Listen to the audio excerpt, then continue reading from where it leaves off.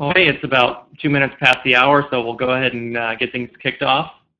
We really appreciate everybody joining us today. We have a really great crowd joining us, and we definitely want to be mindful of your time. So what we have prepared for you today is about a 30-minute presentation, and then we want to save some time at the end for some open Q&A. Since we see there's quite a few different industries and types of companies represented, I'm sure there's going to be quite a few good questions, so we can't wait to get to that point of the session today and dig in a little bit further. But again, we're really excited to have you join us for the kickoff to a brand new webinar series from Promoter. I'm Chad Keck, the CEO here, and again, this is a kind of a kickoff and a high-level overview of everything you need to know about Net Promoter. And then from here, be sure to stay tuned after this webinar. You'll be able to pick up a recording of this, and we'll also run additional sessions just in case there's anybody else on your team that you feel could join and participate and get something out of the kind of content that we're sharing with you today. And then we're going to have a series of deeper dives focusing on analytics, what we call trend analysis, how to effectively close the loop with customers, all different kind of sections of Promoter as a tool, and then Net Promoter itself as a methodology. So the last thing before I hand this over that I wanted to mention today is we're going to talk about a lot of best practice topics. Again, some of these apply to Promoter, the platform, and then some of them can be applied no matter kind of where you're running your program or process today. But we'd certainly love to highlight the capabilities that we have that are tailored towards running a highly effective and value-driven Net Promoter process. But again, the learnings here should be practical pretty much anywhere. So joining us today and the host of your webinar is going to be Jeff Porter, our head of customer success, who deals with onboarding customers on a day-to-day basis and is no stranger to the types of questions we get, both from companies who are brand new to Net Promoter as a process or methodology, as well as companies who've been doing this for some time and are just looking to drive more distinct value and kind of actionable insights out of this equation. And I will join back towards the end for the Q&A session, and again, I'll look forward to seeing all the good questions that everybody has and digging in a little bit further. So with that, Jeff, I'll go ahead and let you take it away. All right. Thank you very much for the introduction. Thank everyone for joining us today. I'm very excited about this. I know, as Chad mentioned, it's a whole lot of information kind of at a high level. So we'll look forward to the questions at the end just to kind of dive a little deeper if you need some additional insight or anything like that. So without anything else, let's go ahead and get started. Real quick, what is you who are not familiar with us? We're actually a platform or a tool for NPS. It's more about what you're able to do and the information you're able to take away from the survey responses and less about our ability to send surveys. While we certainly have a good platform for the sending of the surveys, the real value with Promoter is kind of the takeaways you get from the feedback from your customers. We believe Promoter is the most effective way to engage and learn from your customers. We've got some analytics tools on the back end of our system that just allow you to really dig deep into what your customers are saying, the trends behind it, and help you take action on those items. Doing all of that allows you to build customer loyalty, increase word-of-mouth referrals. That's huge. A lot of companies sometimes don't even realize, kind of how powerful that can be. If I've got a product or a service and I'm happy about it, even if I'm not providing you with an NPS score right now, I'm talking about it, and that's an encouragement for my friends and my family and my coworkers to go and engage with your product or your service. Whereas if I'm on the other end of the spectrum, I may not be kind of moving anything forward for you, or may actually be doing the opposite. So keeping an eye on that is having this tool to allow you to understand exactly what conversations might be taking place when you're not engaged. And so then you look at the ability to increase customer retention and find new growth opportunities within your existing customer base and then through those referrals. So, NPS overall, very powerful tool, but we believe we put together a platform that helps drive that forward. Real quick introduction to myself. I'm the head of customer success here at Promoter. Before I joined the Promoter team, I was a customer engagement manager at a software company called People Admin. There I engaged on a daily basis with our customer base, but I also ran the NPS program.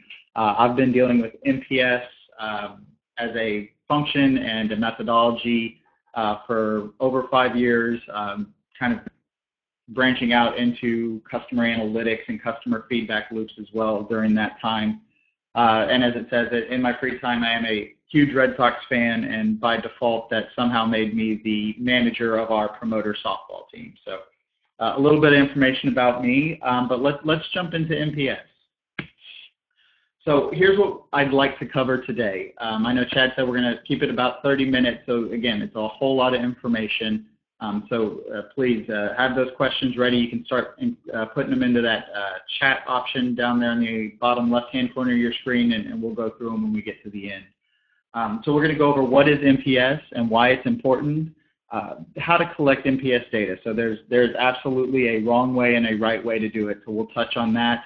And then what do you do with the data once you get it back? There's kind of a two-pronged approach. You've got your high-level NPS data and then much more granular process in going through that information. And then at the end, we'll have the recap and the Q&A. So what is NPS? NPS was developed in 2003 by Fred Reichheld. It is a tool, a process, Chad referred to it as a methodology for measuring and acting upon customer loyalty. Obviously, customer loyalty is a kind of a key word for a whole lot of companies lately. It's certainly important. We certainly always want to be driving customer loyalty. We want to believe, or at least to be striving to create a environment with our customers where they love our platform, they love our tool, they love our software, they love whatever it is that we're offering them, to the extent that we know they're going to continue to use us or they're going to come back and buy from us again. On top of that, we want them to then tell everyone else that they know about it. So this is how you gather that information and how you make actionable decisions based on what your customers are currently telling you. NPS is a relationship-based metric. I'll jump into this here in just a few minutes, but what that really means is NPS is about how your customer feels about you as a whole, not how your customer feels about one interaction or one experience. Ideally, you want to look at it as how our customers as Promoter feel about all of their experience with us as Promoter. Thousands of companies use it, small companies to large companies, Apple, Southwest Airlines, USAA, Salesforce. All of these companies create a system within their company that is based around NPS. Like, we are going to pay attention to this. It helps drive business decision. It helps move their business forward. That's just how powerful this tool can be. So the Net Promoter Survey, it's two simple questions. And, again, as a customer engagement manager, as the head of customer success, something we get a lot is, how can I add more questions? Or, I ask this question and it's great feedback, but I need more information. The idea behind Net Promoter, again, is it's about the relationship. So you ask this one question and you get two things. One, this question has been shown to provide the most trustworthy kind of response about the relationship. It doesn't specify a specific action that the customer's taken. It doesn't specify, a specific interaction. It is about the company as a whole. The second big takeaway is that as soon as you start adding additional questions to any survey, not even just an NPS survey, but a CSAT survey or anything of that nature, the response rate drops drastically. And you always, the response rates, obviously, you want to keep them higher, the higher the better, but you also want to make sure that you're getting enough responses that the information you have is statistically relevant. So what's the most important reason for your score is a second question. This is the way we handle it at Promoter is we have captured their score as soon as they click on an option, so from 0 to 10. They've completed the survey at that point. We then offer that second question, but if they choose not to fill it out, you've still gathered that information. You still know who provided you that feedback, so you can continue the engagement. So absolutely, as a best practice for NPS, it's sticking with just the two questions. And again, gathering that information and taking action on it. So what is Net Promoter Score? The Net Promoter Score itself is a score from -100 to 100. It can be a little confusing. It's actually the percentage of promoters minus the percentage of detractors gives you an NPS score, but the NPS score itself is not actually a percentage. It is just a score, again, from -100 to 100. Your detractors on the survey itself are your customers that give you the 0 through 6 response. Your passives are your 7 and 8, and your promoters are your 9 and 10s. We'll jump into these different categories a little further when we start looking at granular responses, but something to keep in mind is that anyone who's not a promoter should be considered an at-risk. They have the potential to leave you. They don't have strong feelings or a strong reason to stay with you. So something to keep in mind as you start seeing feedback on your Net Promoter. Here's something we hear all the time. What is a good NPS score? In general, anything above 0 is good. If you have a score of 1 or higher, that means that you have more people who are in the promoter category than you have in the detractor category. Obviously, you always want to strive for the higher NPS score, but if it's below 0, as we've marked on here, it's kind of in that danger zone. That's when you are at risk of having, more people churning, more people not being recurring customers, or more people speaking, in public about your product or your service. Then you have kind of almost defending it. So, certainly want to stay above 0. That 0 to 50 range is good. That 50 to 75, you start to get kind of into your excellent. These are, again, companies that have been doing NPS for a long time who take action on the information that they get back. And then, 75 to 100, this is when you're in the, upper echelons of your industry. This is, world-class feedback and experience for your customers. Something we also hear on a regular basis is, what is the score for my industry, or what is the score for other customers? So we did put on here that 31 is the average score across all of our promoter customers, but I'm going to speak here in just a few minutes about why that may not be as relevant as it seems. It's always good to have a benchmark, but we'll discuss the score in a little bit more detail here in just a few.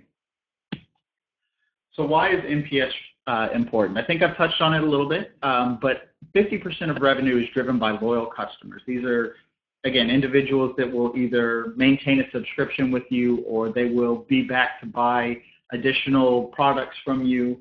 The other kind of component to that is they are responsible a lot of times for telling their friends and their coworkers, what their experience has been like, or if it's a software, they go to another company and they're like, I had a wonderful experience, or I had a horrible experience with this platform. Let's use it here. Let's not use it here. So, we've got to keep in mind as we, look at our business models, how can we keep our customers having that positive experience? And NPS is how we know where our customers are at and how we help them along and move them to that promoter category. Customer loyalty is key to sustainable growth. These, again, for a SaaS company, for a subscription-based business, this is how you know your customers are going to continue to be your customers and continue to speak positively about you. NPS allows you to identify those people. It also prevents those people from falling kind of down the scale. You don't want your 9s and 10s to become 3s and 4s, and if that's happening, what the cause is by the results you start getting in through your NPS. It can be a leading indicator. So if you're positive customers, if your customers that are giving you 9s and 10s start saying, hey, software or the product was great, but I did experience this, it can be a key component to how things are going to go in the future. Do we address it? We need to be aware of it. Is it something we can fix quickly? All of those things are indicators of how things will go moving forward. And then again, by paying attention to that, by keeping an eye on exactly what your customers are saying and taking action or not taking action on the feedback they're providing, will be predictive of exactly how you expect those customers to behave in the future. So we know that NPS is important. It helps drive growth. It helps reduce churn. But how do we go about collecting it? I mentioned a minute ago that you want to make sure that your response rate is high enough that you have a statistical relevancy there. But on this slide we mentioned NPS is not an exercise in statistical relevancy. What we're really saying here is this is not where we want to go in and say, let's survey 10% of our customer base. If your customers are, or if your customers are interacting with your product, if they're interacting with your service, if they're a part of the subscription, anything along those lines, you want to get that feedback. If your CEO is providing, or CEOs of your customers are providing you great scores, but the end users are giving you detractor scores, you don't want to just survey one of those groups because you're not going to get the full picture. Attributes, this is something that we are very, very dedicated to in our promoter system, using attributes to filter data. This kind of touches on that CEO mentality. You don't want to survey just one group or the other, but at the same point in time, you want to know what your CEOs specifically are saying versus what your end users are saying.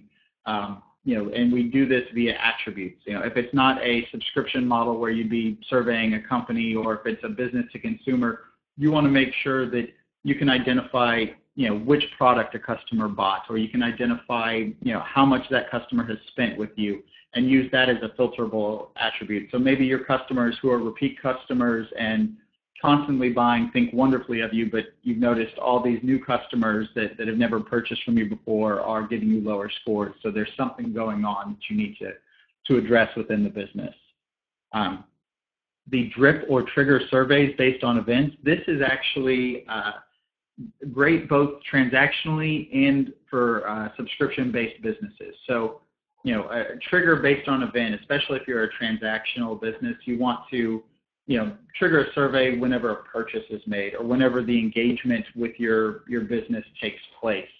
The drip functionality is more for customers who are either new to NPS like this, where you would take your existing customer base and drip them out over, typically we suggest a quarterly time frame, especially for subscription-based services, as quarterly is usually what we want you to survey your customer base on. So you don't want to survey customers once a year. You don't want to survey them, usually you don't even want to survey them only twice a year. So if you're surveying, if you've got a subscription-based continual customers, you want to survey them on a quarterly basis. The real reason behind this is that they've done a whole lot of research and found that those customers who fall into that detractor category, that 0 to 6 score, are more likely to churn within the next 3 months. So, obviously not engaging them at all, you'd expect a high percentage of them to turn quite possibly sooner than 3 months. But even with minimal engagement, if you're not solving problems, you don't expect those customers to stick around for very long. So surveying on a quarterly basis allows you to identify, first off, if you're moving those detractors to the promoter category, and secondly, anyone else who's fallen into that detractor category, you want to get out in front of it before they become churn. So this is that, we mentioned reducing churn. This is how you get out in front of it. Surveying continuously, being active with these responses that you're getting back so that you can address the concerns your customers have. And then aligning the survey to the customer life cycle. So for your subscription services, that would be your quarterly survey. So you set it up to recur once a quarter, and they receive their survey on a regular basis, and you track their responses. For transactional, it can vary. So, if I buy a mattress, you may want to survey me 30 days after I've gotten the mattress. So I've slept on it for a little while, I've experienced it. You want to get my feedback on how the purchase went, how I'm liking the bed, obviously the whole experience. But then maybe you survey me again at 180 days. So I've had it for 6 months. Is my back feeling better? Am I able to get 8 hours of sleep without trouble? And then maybe you do a one last survey at 365 days. I've had the mattress for a year. You don't need to survey me further. This will be the end of the transactional lifestyle or transactional life cycle. So this is, again, just another one of those things that is continually brought up when it comes to NPS. So NPS is a relationship-based survey. I mentioned it earlier that this is a survey where your customers ideally are providing you feedback on how they feel about your service, your business, your product as a whole. Transactional feedback is not predictive. It's not to say that there's not value in transactional feedback. There absolutely is. There are tools out there for capturing things like CSAT, customer satisfaction tools, so that whenever someone engages with your customer support team, they receive a survey. But NPS is intended to be about the business as a whole, not a specific event. So in-app versus email. Promoter we only use email-based surveys, and the real reason is because the feedback that you get from an in-app survey, you cannot immediately tie back to an actual NPS score. If I log in and I use my apartment complex, every time I log into my apartment complex website, the NPS survey comes up. First of all, they're not surveying me on a regular basis. It's always there for me to fill out. The other thing is that, I have logged into my, apartment complex website to do something specific. I'm requesting maintenance. I'm paying rent. I'm checking my lease dates, whatever the case may be. But I have gone in to do one specific thing. So when I provide you feedback on it, I'm more likely providing feedback with that mindset. I'm not in my email. I'm not out of the system itself or away from the engagement. I'm actually there to do something. So you're doing two things. You're going to get feedback about whatever I'm there to do, and you may not know what that is. And you're also interrupting me. If I'm upset that I have to go pay rent and I think my rent's too high, you're likely to get a lower score, and I'm going to be upset that I've been interrupted while I'm going to do something I didn't want to have to do in the first place. In-app also focuses very heavily on just the score. Again, you can't even tie the score back to the relationship or a specific event. And then on top of that, you've got a score without a whole lot of, without that meaning behind it. The biggest kind of argument, if you will, that we get for in-app is the higher response rate. So with Promoter, we actually see email response rates at about 30 to 40%. In-app has been shown to do slightly better than that, but again, you aren't able to tie that response back to NPS. You may represent it as an NPS score, but it's very difficult to take actionable steps afterwards because you don't know specifically what they were engaged with when they provided that feedback. Another thing that we're very proud of is that second question, that open-ended, why did you provide this score?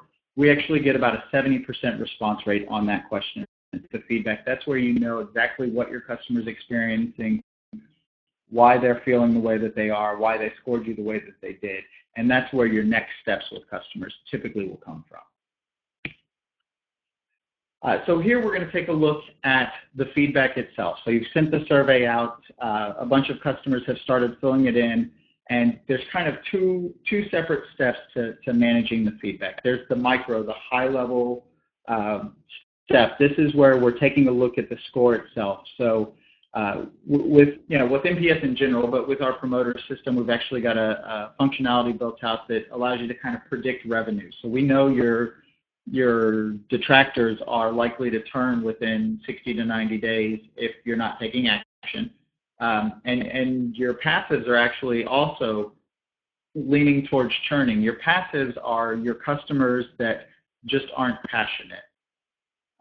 You're happy that they've provided feedback. That's great, but there's nothing. They're not extremely upset about anything, but they're also not extremely happy about anything. Those tend to be customers that even the smallest thing might pull them away from your product, your service, continuing to be your customer.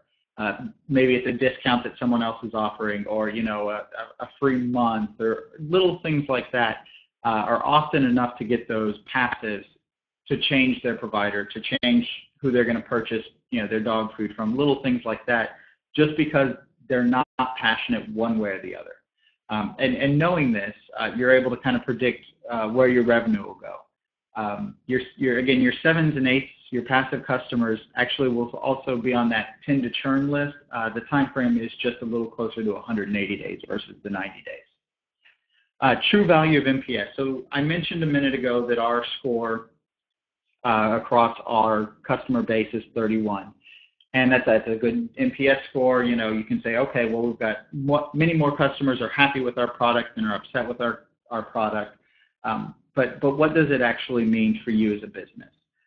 If Promoter is doing as well as Amazon, are we in a good place or not? There's no direct correlation, even if it's within the same industry. The ability to correlate how I'm doing versus how my competitor is doing based on that score is a misrepresentation. The real value is in taking that NPS score today, continuing to survey your customers and saying, where are we 3 months from now? Where are we 6 months from now? Where are we a year from now? If I started off with a 31, but 6 months from now my NPS score is a 20, I could say, hey, we're still over 0. We're still in the good section of the NPS scale, but something has happened within the business that I've lost 11 points on the NPS scale. Something has happened with the experience my customers are having with us as a business, and it needs to be addressed. Whereas if I started off with a negative 10 NPS, so people are extremely upset, we're not doing something right, but we've taken action on it, and 6 months later my NPS is a 15, that 15 is probably in a better place than that 20 just because it's trending in the right direction. You're clearly having an impact on the experience your customers are having and a positive impact. So the real value is measuring NPS not at any specific point in time, but measuring it over time to see exactly how the business is moving. So predicting the future, this is where a whole lot of kind of the powerful information comes with Promoter and with NPS. Obviously, for a lot of our customers, they're getting a ton of feedback, and they may not have the ability to engage with everyone. That's obviously best practice. Anyone who fills out an NPS survey, you want to be able to respond to them. Ideally, you want to be able to respond to them in a personal manner, but that's not the reality for some companies. So the big first thing is to focus on detractors. Obviously, these are your customers that are at risk. These are your customers you'd expect to either not purchase from you again or to be, to cancel their subscription or product with you within the next 90 days. So engage with them, reach out to them. If you don't have a solution, just the fact that you've engaged and let them know you're paying attention can help. Extend that 90 days, give you time to take action, and then act on trends. So in our Promoter system, we have what we call tagging. It's the ability to go in and tag keywords that your customers are bringing up. So if customers are constantly complaining about your software's user interface, it's awful, they're upset with it, you want to be able to track that. But you also want to be able to track the customers that are saying that it's positive. So just tracking a keyword or tracking a trend doesn't provide the value. You need to know exactly how they feel about it and then how they feel about it, again, over time. This is where you really find the information you need to take action on. Okay, we had 50 people respond last week, and 25 of them said that they were having a bad experience with our user interface. Did something happen a couple of weeks to it, or is there something that we need to change that they're specifically calling out? So this is where you identify the trends, and then you dig deeper. You say, how do we impact our customers? How do we improve the experience they're having with this issue? And then again, because you want to be doing NPS consistently over time, you can track how your resolutions are doing. Is the fix that we put in place working? Or is the new product we just released meeting our customers' needs? If not, then how do we adjust? And getting that feedback and having that information coming in on a consistent basis allows for that. Then on the micro side, I mentioned it a minute ago, but you want to do everything you possibly can to engage with every single response you get. You want to start with your detractors, acknowledge that there is an issue, that they've had a bad experience, and then try and resolve it. Obviously, a lot of these things aren't things that can be resolved. If they've had a bad purchasing experience, or if they have had, if there was a glitch in your software, whatever the case may be, there may not be a resolution to what they've experienced, but telling them either, acknowledging that your team is working on it, or even saying, hey, this is not going to happen again, and here's why. Little things like that allow them to, feel confident about continuing their engagement with you. Members who have had a bad experience and then had someone reach out to them and say, hey, look, I'm sorry that this happened. We're working on it, or we're trying to fix it. And the response to that was, that's great. Thank you. That's what I needed. It's not always going to be positive to that extent, but it at least lets them know that you're paying attention. And on occasion, it's enough to give them the confidence to continue with you. Then you've got your passives. This is really for a lot of customers kind of the most difficult group to manage. Your detractors are upset, but there's passion. They want it to work and it's not working, or they wanted to like the product and they didn't for some specific reason.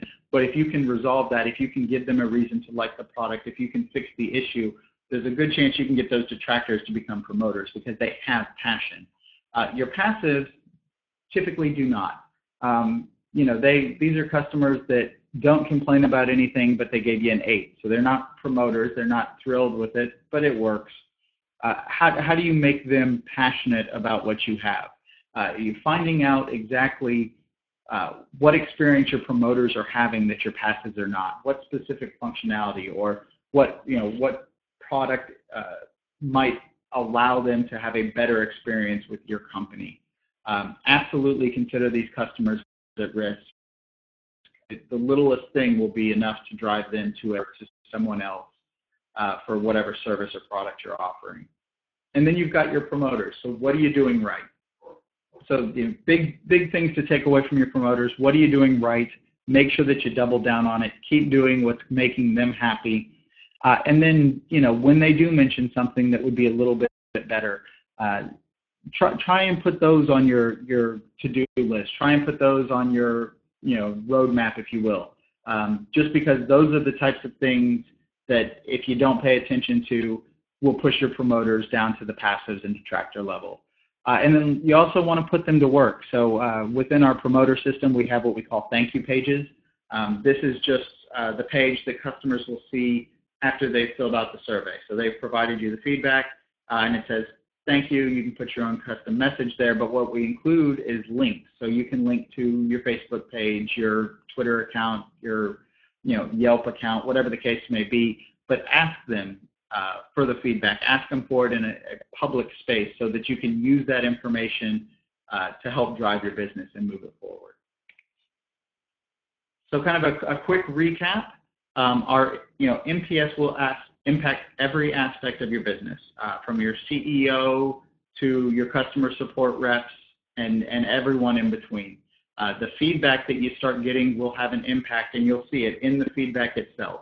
There will be call-outs to specific items that are product-related or functionality-related or experience-related, and you want to make sure that your whole business is engaged with not necessarily the NPS process, but understanding and processing that feedback. NPS scores are relative. You want to focus on what's going on within your business. So NPS will, finding out, and there are tools out there to find out exactly where your NPS score is as far as an industry goes, but it's all relative to your business specifically and the steps you take to move your future NPS scores forward. You want to make sure that, again, you're always moving in the right direction. And using NPS in those two manners will help you grow your revenue, reduce your churn, and in general, I think your customers will have a better experience, and therefore you're going to have a better experience as well. So that's kind of a quick recap of what we've gone over. I know Chad's going to join us here now, and we're going to have some questions. So I appreciate y'all's time, and let's address what questions have come up. Well, everyone, I hope that was a good and helpful session. If you wouldn't mind, if you click over to the chat button in the webinar window there, that's where you can paste any questions that have come to mind. We have a few that have been proposed already, so I'll go ahead and start talking through those. And then, again, go ahead and for the next few minutes, go ahead and paste any questions you have in there, and then we'll summarize those, and we'll try to get to them all here in the next 20 minutes or so. So the first question that came in I'll go ahead and read off the questions here. In your opinion, what is the value of collecting transactional NPS data, and how should that be interpreted relative to relationship NPS data? Now, this is a question that we get quite often, and depending on the context of the customer, there's some kind of variance in the answers here, but happy to tackle this one because it is of critical importance, even more so today than in the past, just due to some new tools, particularly with technology companies. And I believe Jeff talked a little bit about this during the webinar itself about kind of in-app or kind of surveys that are popped up in the middle action. But first and foremost, it's important to convey that Net Promoter as a methodology and a metric was built and researched and entirely focused around the relationship that a customer has with a brand, entirely disconnected from some sort of specific transactional event. The reason that was focused in that manner is because that's what was shown to provide the most predictive, kind of forward-looking data to kind of preempt what a customer might do long-term, whether it's are they willing and likely to recommend, are they going to grow or expand their revenue, are they likely to churn, are they susceptible to competition, so on and so forth. And this is, again, specifically done or supposed to be done at regular intervals that aren't tied to a particular transactional event in order to get that predicted benefit. Because without it, the feedback might be useful, but you can't kind of predict this in ways that Net Promoter was designed for, and that takes a lot of value out of the entire methodology. Now, again, this is not to say that transactional data is not important. The bigger question is Net Promoter the right tool or the right construct for collecting transactional feedback, or is it even too complex for that? Whether you want to survey your customers in-app, or maybe if you're a more transactional business, while you're at a restaurant or while you're shopping at a brick-and-mortar store or after a doctor's visit sort of thing, just to kind of get that quick initial feedback, there could certainly be some valuable data there. But the kind of the scale that Net Promoter designed on doesn't really impact the value of that feedback. You can do pretty much collect just as good data doing thumbs up, thumbs down, happy face, frowny face sort of things. The question is how you look at this data relative to the relationship data. And I think it's actually quite helpful to look at this data side by side, but never replacing kind of that relationship metric that you ask your customer about with a transactional survey. Because what you want to hear is, based on a larger volume of experiences with your brand or company, how that customer is feeling. We can all look at our personal experiences and kind of think about this internally as well. We have brands we love, brands we hate, brands we're kind of just, so-so about. But even brands that advocates or promoters tend to love, sometimes you have a bad experience here or there. Now, if you gave them some critical feedback on a single transactional survey, and that company spends a lot of effort because they think, at an account level you're a detractor now, it's not a good use of your time, and it kind of skews the results in a non-accurate way. So that's how we look at transactional versus relationship. You can certainly run them side by side, but always make sure from a predictive standpoint you're looking at relationship NPS data, which again is disconnected from an individual transaction. Next question is, I'm having trouble getting detractors to give any feedback for their score. What tips can you provide? I reach out to every piece of feedback and still nothing. So this is something that varies a little bit by industry that we see. Oftentimes detractors tend to be highly engaged, just like promoters. They tend to be very passionate, and obviously we want to redirect that passion to something more constructive. But with detractors that are not providing feedback at all, it's really a matter of what's the hook there. We tend to see almost as high as a 60 or 70% open feedback or verbatim response rate from detractors across the board, but we have seen certain customers or industries where that tends to be lower, and the response back to them really it's not something that you can automate. We see people in some cases trying to use standardized or somewhat canned messages. We thank you for taking our survey. We'd love to collect a little bit more information. You didn't provide any feedback, so on and so forth. I think the real trick there is to get as personalized as you can.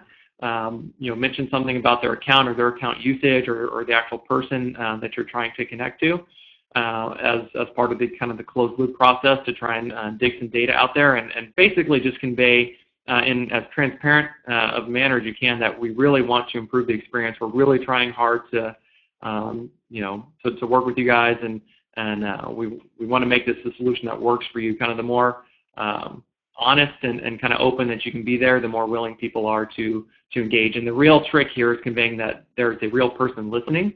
So canned messages or kind of template-based responses cannot be the solution, particularly to someone who's already on the fence, like looking for another solution or somebody who has another solution or a replacement product lined up, depending on what it is that you're selling or offering. The reason that response rates tend to be so incredibly low with traditional type surveys, whether it's CSAT or just long form surveys, customer research, whatever the case is, usually in the low single digits, 2 to 3%, is because people these days are just so disenchanted with traditional surveys. And of course, this is where Net Promoter provides a huge lift and benefit. But when people don't assume that they're being heard, or they're being heard directly, or their data is just going into a spreadsheet or some sort of business intelligence tool, and they'll never actually have somebody parse and read through that information directly, it tends to get them to, they might click on a score or some basic multiple choice survey, but they're not going to spend the time to dig in because they just don't think the data is being used. So convey that as best as you can. And then the last thing I would answer there is if email doesn't work, if you've emailed them once or twice, then pick up the phone next and try to reach out to them even more directly. And Jeff, if you have anything to add, you're more than welcome to chime in here. The only other thing I'd say on that is, to Chad's point, a lot of times your customers feel like they're providing a response, and even if you're responding to them, they don't necessarily believe that anything's happening. So a newsletter or a blast of some sort to your customers, letting them know some of the feedback that you've received and what you're doing about it, immediately creates a sense of attention. And if your customers know that you're paying attention, you're doing something about it, they're more likely to engage. So it's still very difficult with that detractor group if they're not engaged to begin with, but showing them evidence that you're actually paying attention and moving on the feedback that you get makes them more likely to provide it. So the next question we got was, do you have any thoughts on weighting NPS results based on your organization's customer segments, i.e., weighting to reflect the share of the wallet? And definitely have some thoughts here. We don't, as Promoter, as a tool, I'll answer kind of how we look at this internally. We don't allow you to assign a weight to particular customers or users, which I think is what the question was asking when you say kind of reflect the share of the wallet. And we don't do that systematically just because every business is different, and what is a valuable customer to you based on different metrics or attributes may be different from customer to customer. However, that being said, that is an internal exercise you can do, but where I would tend to go with that is to say to take a step back, and before assigning a weight to individual customers directly, first step is to start to understand what the customer makeup is. What are these customer segments? And then that transitions into what you can think of as customer personas.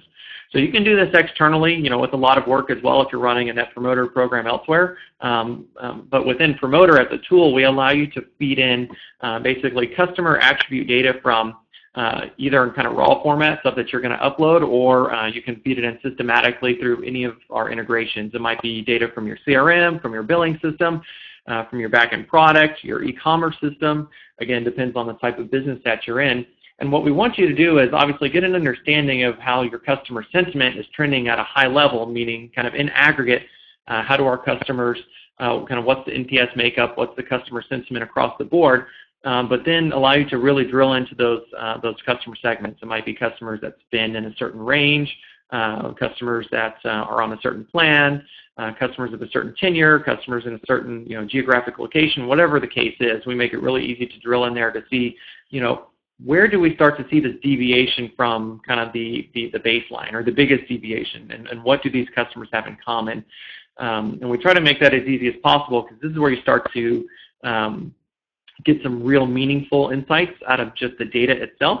And there are two forms of analysis when it comes to Net Promoter. There's the verbatim, kind of that raw feedback that we're collecting as part of the feedback itself, or then we do trend analysis, which is based on kind of that open-ended feedback, and then closing the loop. And the other portion is how do we effectively drive kind of actionable insights from data alone. And so in addition to drilling down into those customer segments, where I think the real value comes from is once you start to identify the real common themes that 60, 70, 80% of your promoters, your passes, and your detractors have in common, you get to a point where you can start telling an incredible story about what customers are the absolute best fit for our product. And this can feed into the product organization. It can feed into the sales and marketing organization as well as customer success. When we know that our promoters almost across the board, it'll never be 100%, right? But to a reasonable degree, 70, 80% of our promoters have X, Y, and Z in common. They run this many orders per month, or they buy kind of this product line always, or whatever the case is. You can start to you don't really have to wait based on just kind of dollar amount or share of the wallet, but you can weigh on much more than that. And these are telltale signs that you can use right from the start. Because you may not know exactly how much a customer is going to spend, but if you know what they're looking for, if you know what they have in common, maybe they're shopping from a similar industry, you can start to attract these customers, for your sales funnel even before they're using your product, and know that there's high likelihood that they're going to be promoters or advocates right out of the gate, and understand who's coming in that might be a detractor, and maybe how do we shut the funnel off to these customers if we can't systematically solve the problems that they're having. So waiting is not a bad practice at all. You have to understand, at a really deep level before you kind of go and weight the scores differently. But before that, I would just take a step back and look at the higher level analytics and get a better picture of not only what segments you want to track, but once you start tracking those segments, identifying a customer persona separately. What are the top 3 factors, right, that your promoters, passes, and detractors all have in common? Next question is, should we be reaching out to detractors? Is it okay for them to know that their feedback wasn't confidential? And the answer here is yes, absolutely. Net Promoter is not an anonymous or confidential survey. The Promoter as a concept is closing the loop with customer feedback. Fred Reichheld talks about this in the Ultimate Question book quite often, because without this step, there's really no way for you to drive immediate, meaningful value from this process. The entire, again, like I said before, the cornerstone of Net Promoter is identifying the sentiment that your customer has about the brand, and of course, ideally, if we can get them to engage and provide that open-ended feedback initially, some context behind that sentiment. But the goal here is we're trying to cultivate relationships, and we're trying to surface individual opportunities at the moment we're sending these surveys. So we're not doing this as just a data and analytics sort of exercise because we want to collect data and look at it and analyze it and build charts and all this cool stuff.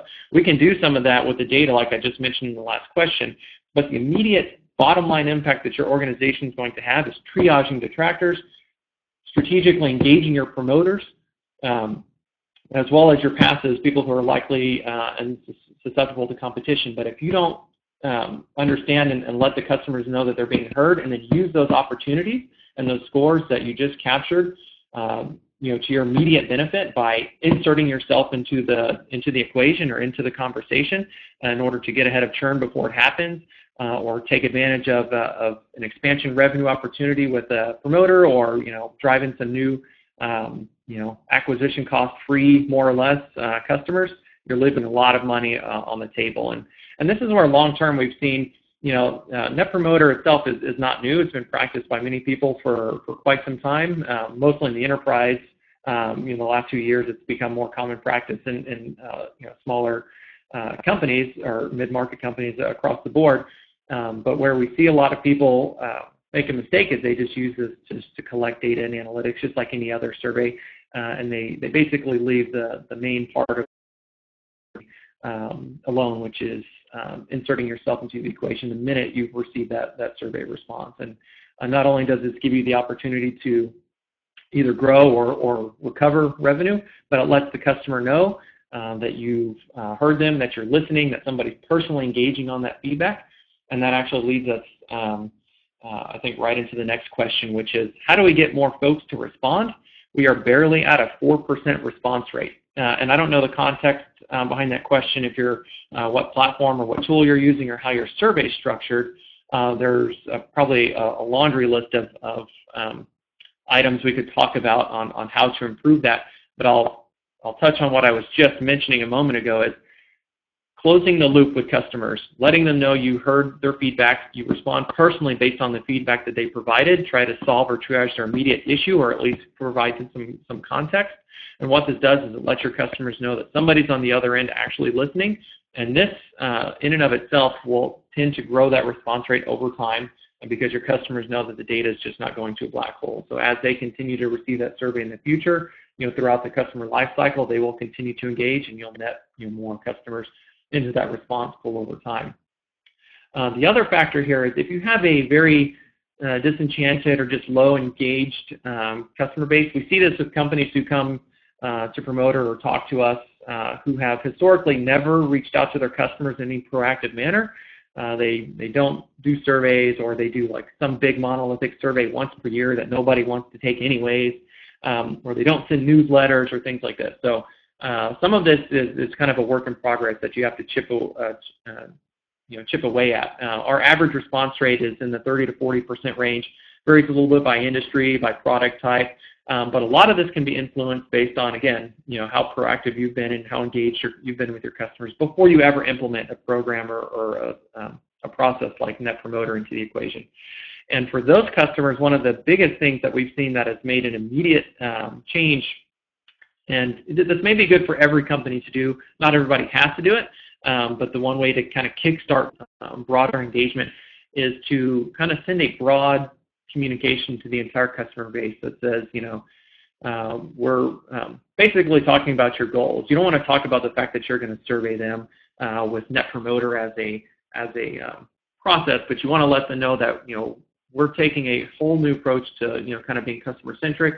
We're going to survey regularly throughout the customer life cycle. It's maybe a couple times a year, just kind of depends on what your product is there. But basically, like, we're listening, we're going to read and go through and discuss every piece of feedback you're going to hear from your account manager or somebody on our customer support or success team, whenever you write in, and this data is going to be used. And then kind of basically preempt, before you start sending the survey with that context. And then the second part of that is we've had a few of our customers, as an example, sending a quarterly or biannual sort of update. Again, not talking about their Net Promoter Score or anything like that. You don't need to get into the weeds at that level, and it's better that you don't. But basically sending, like, as customers, that we've been surveying you regularly. We appreciate all the engagement and feedback. Thank you for everybody who's taken the time to participate. We want to openly share with you what we've been learning, some of the feedback kind of at a thematic level, and then what are some things that we're doing over the next quarter or the next 6 months or over the next year. What's our focus going to be? That's been entirely driven by your feedback. And essentially what we're trying to focus on here is the fact that we are listening and we are making internal changes and accommodations for the feedback that we're directly getting here. And that basically gives some visibility to the customers who are not participating for whatever reason. We've seen, in some cases, the feedback, 2 or 3x immediately after those type of communications go out. So it doesn't need to be something regular. It can be fairly irregular. You're talking about, 2 to 4 maybe communications to the overall customer base a year. Just basically demonstrating that you're listening as a whole at an aggregate level, and then of course for the people who are responding, being quick, meaning within a couple of days' time, if not sooner, with personalized responses or closed-loop responses to those customers. And a few more questions we have. We have a few minutes left. We'll try to squeeze them all in here. Do you ask for their email in the survey, or how do you know who each respondent is? And the quick answer here is that you should know who the customer is, obviously, before we send the survey. Net Promoter is built, again, as a concept to reach out to, essentially you could say paid customers, right? But it could be any customer that's actively using your product. If you have a different business model, they may or may not be paid, but you should know who the customer is. And this is the same thing, that we see, or kind of a big disconnect we see in longer form surveys is don't ask customers for data that you should know or that you already have somewhere. We want to keep the Net Promoter kind of survey itself clean and concise, 2 questions. High engagement to the survey is more valuable than trying to answer a laundry list of questions because the sample size has become so low that the data is meaningless anyways. So don't ask your customers for their name or their email or what plan they're on, or how often they're shopping, these sorts of things. These are things that you should already be able to infer from your own data. And then, of course, again, we talked a little bit earlier about how to use that data to segment and look at individual customer segments separate from your aggregate score and define customer personas, all that good stuff. But basically, you should know who the customer is. If you don't know who they are, you need to try and do some sort of customer data or email collection, things like that as part of your app or your product or your store, be it, asking for, if like your brick and mortar, like asking for customer emails as they're checking out, these sorts of things. The next question is, how far in advance of the survey should I email customers? Is there a specific frequency that works best? Now, I touched on just a second ago about kind of preempting. If you're having a situation where there's very low engagement, talking about the fact that you're going to start a new process to collect and listen to customers directly, and then kind of sharing maybe quarterly or biannually some of the feedback that you're getting as a method to prove to people directly that their data is being used, and that you guys are basically actively listening.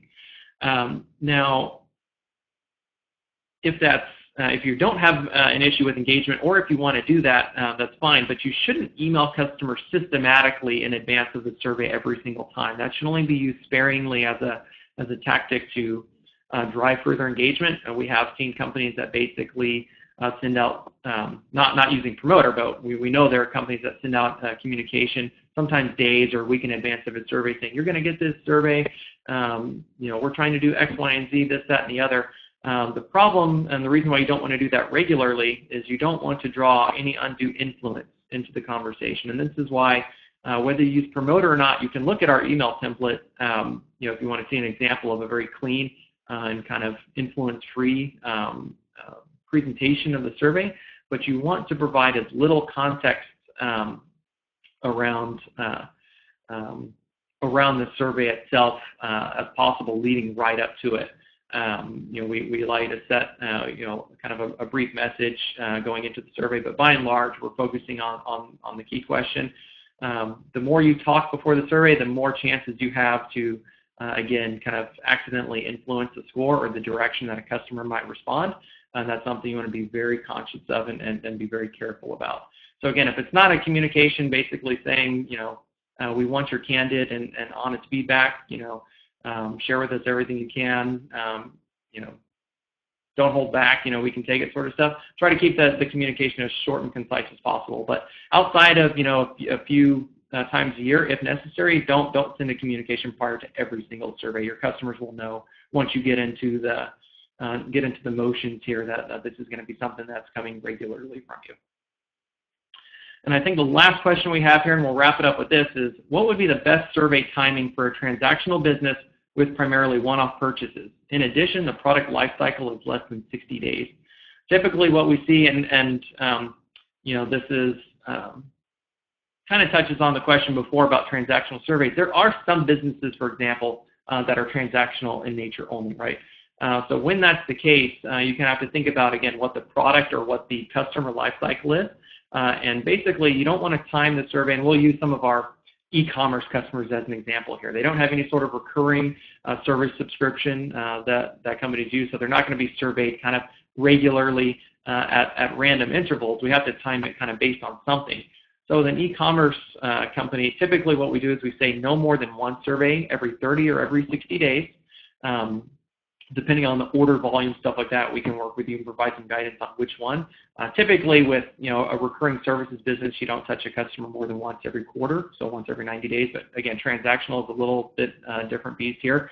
So if a customer's ordering 3 to 4, 5 orders from your, let's say, your e-commerce site in a month, we're not going to survey them after each order. That'd be kind of an overabundance and introduce a lot of survey fatigue. And again, we don't care so much about the transactional event itself. We don't want to survey somebody right after they checked out with their shopping cart or before they've received their items. Basically, it's really important with your product to time it at the time they've received the product itself. If you're selling like a premium individual product, or if it's just random third-party product somebody might order, again in this example, time it to the point where they can reflect on that experience as a whole. They shopped on your site, they ordered, you've communicated to them their order status, they've got it delivered, now they've had a few days with the actual product itself to get hands-on. So you want to time something like, I think we see typically 3 to 5 days after a delivery's been made. And again, if a customer has ordered like several times in a month, we're only going to do about 1 survey per month, or maybe once every 2 months. And then basically let them bundle up some of the feedback that they've had across a number of orders.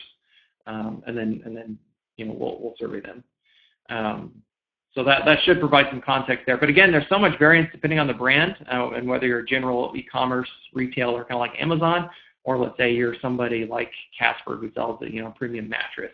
And then we have some unique tools here as well called lifecycle NPS as well. If the product lifecycle in this example is only 60 days, it's less relevant. But if anyone's on the line who sells a premium product, let's say like a Casper mattress, for example, one of the solutions we have as part of Promoter is the lifecycle, which allows you to survey the customer, after they ordered and they got that initial delivery. So you're kind of gauging their sentiment based on that initial order and delivery experience. Then 3 months later, once they've been sleeping on the mattress for 90 days, and then 180 days after that, and then maybe a year after that. So you kind of get this trend over time of how customers are perceiving the sentiment of your product, if it's a real premium individual product over time.